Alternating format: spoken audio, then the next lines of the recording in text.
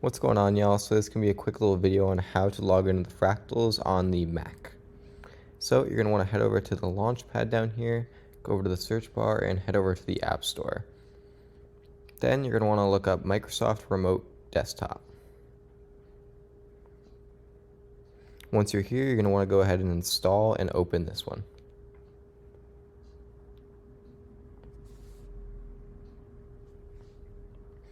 Then once you open it, you're going to want to go ahead and click Add PC.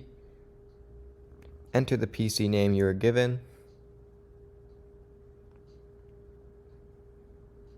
Then once you've connected, you're going to want to go ahead and double click on this. Then enter the username and password you were given.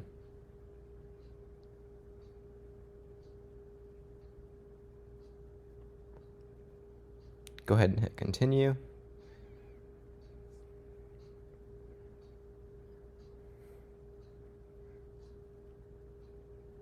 And just like that, you're on.